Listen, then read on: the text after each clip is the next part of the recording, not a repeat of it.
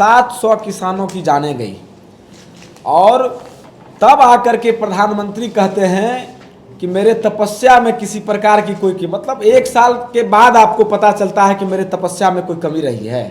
1 साल के बाद जब प्रधानमंत्री को अपने तपस्या के विषय में, अपने तपस्या के संदर्भों में 1 साल के पश्चात पता चलता है, तो 10 वर्षों का जो उनका कार्यकाल रहा है, इस 10 वर्षों के कार्यकाल में जो उन्होंने वादा किया है एमएसपी की गारंटी, उन्होंने ही कहा था किसानों का जब आंदोलन जो काला कानून, 3 काले कानून वापस लिए गए, रिपील किए गए, तो उन्होंने उस वक्त ही कहा था कि हमारी कमेटी जल्द से जल्द रिपोर्ट करेगी और उस रिपोर्ट के आलोक में हम एमएसपी को कानूनन अमली जामा पहनाएंगे। क्या हुआ?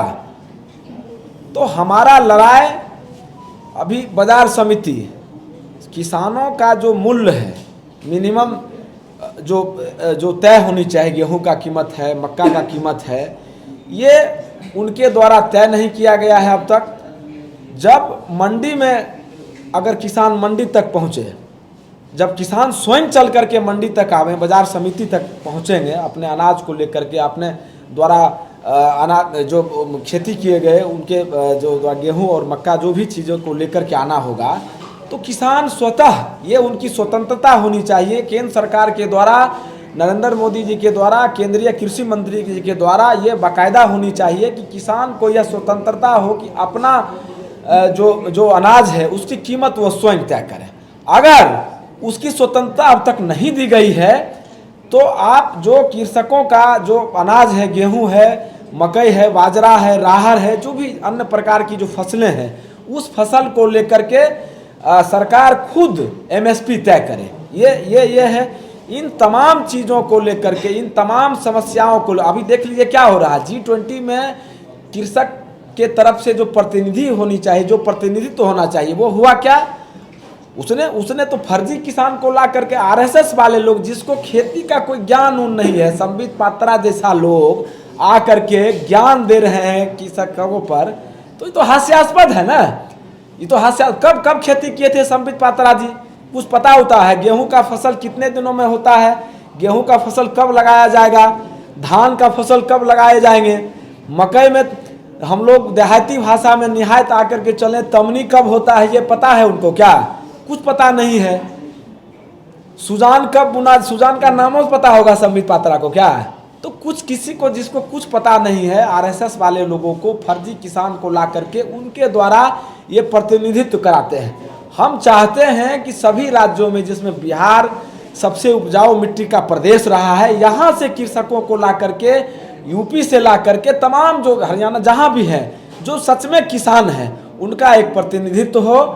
तो इन तमाम सवालों को ले करके हम लगातार, जो मुख्य 3 सवाल कम से कम अभी हमारा है, हम लोगों का डिमांड है, कृषकों का डिमांड है, इन सवालों को लेकर के बिहार राज्य स्तर से लेकर के हम और आगे देश स्तर पर हम लोकसभा घेराव करने का हम काम करेंगे। चूँकि उन्होंने जो उनका वादा है, हमारे तरफ से कुछ नहीं है। जो प्रधानमंत्री जिन वादाओं को लेकर के, जिन वादाओं की सूची को लेकर के 2014 में आए थे, अब देख लीजिए मोदी जी ने तो बहुत कुछ कहा।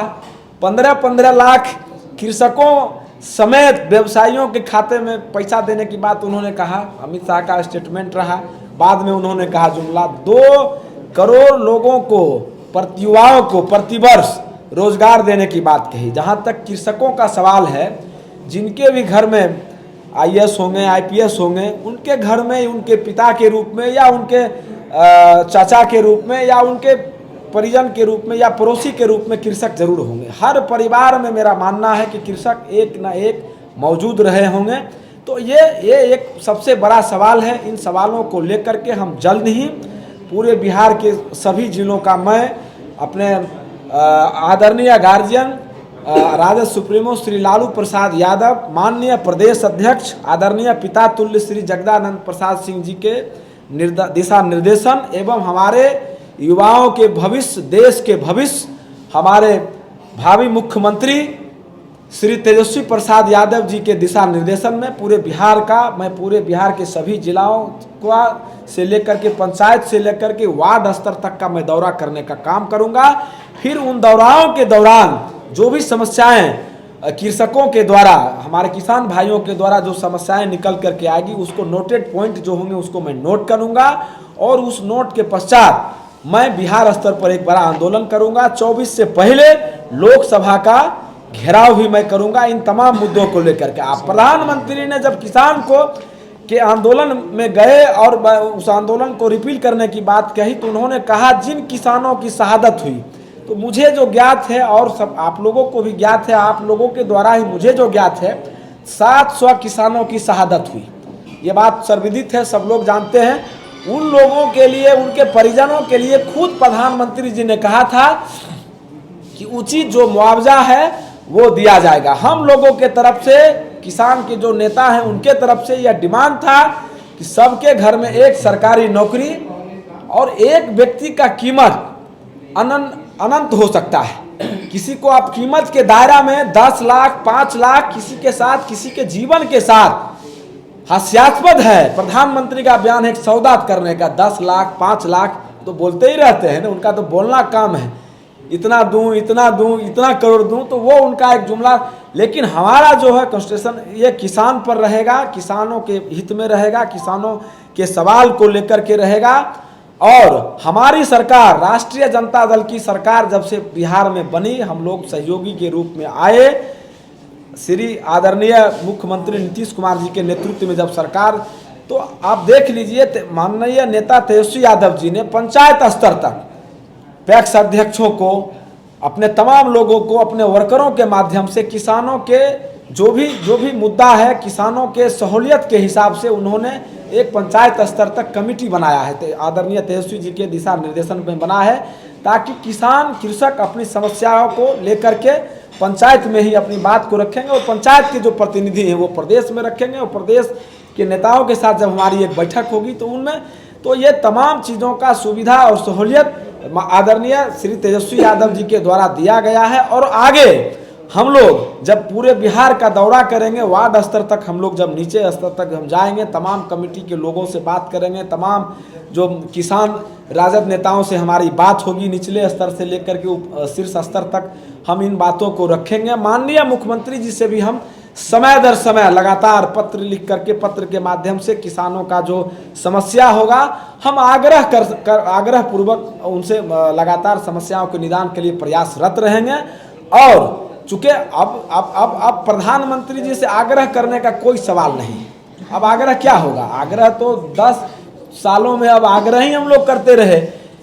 किसानों की हत्या हुई, अजय मिश्रा टेनी जो केंद्र में मंत्री बने हुए हैं, केंद्रीय मंत्री हैं, आज तक FIR उन पर हुई है, कोर्ट कंप्लेंट, आप लोगों को, सब लोगों को ज्ञात होगा। उनके बेटा की गिरफ्तारी हुई काफ़ी प्रेशराइज होने के बाद। अब तक अजय मिश्रा टेनी की गिरफ्तारी तो छोड़ दीजिए, वो तो दूर की कौड़ी है, अब तक मंत्रिमंडल से भी उसको रिप्लेस नहीं किया गया। ये तमाम इससे और बड़ा हास्यास्पद, अब एक तरफ कह रहे हैं मोदी जी किसानों के लिए हम हर संभव प्रयास करेंगे, और उससे भी बड़ा मुद्दा है, उससे भी बड़ा है कि आप अदानी के लोन को, ऋण को माफ कर सकते हैं, मेहुल चौकसी को ऋण को माफ कर सकते हैं, और भी जो तमाम तरीका के आपके जो साथी हैं, नीरव मोदी हैं, ललित मोदी हैं, मेहुल, एक लंबी फहरिस्त है, हम एक सांकेतिक नाम हमने लिया है आप लोगों के सामने। तो इन लोगों के ऋण को माफ करने में आपको कोई परेशानी नहीं है। लोन को NPA करा करके जो भी कानून का सदुपयोग नहीं बल्कि दुरुपयोग करके आप अपने मित्रों को फायदा पहुंचा सकते हैं। तो मेरा आपसे हम्बल रिक्वेस्ट है माननीय प्रधानमंत्री जी कि आप सबसे पहले केंद्रीय स्तर पर बिहार के तमाम किसानों का पहले ऋण माफ कर दें। दूसरा है कि फिर आप किसानों के ऋण माफी के साथ साथ जो नए कृषकों को आप ऋण देंगे, उस ऋण में आप सहूलियत जो नियम है, जो हार्ड नियम है इन लोगों के द्वारा, एकदम जो लगातार उतना कसरत किसानों के लिए संभव नहीं। वो खेत में खेती करेंगे या कागज पत्तर जो इन लोगों के द्वारा, इनके मैनेजर लोगों के द्वारा जो मांगा जाता है, उतना संभव है नहीं।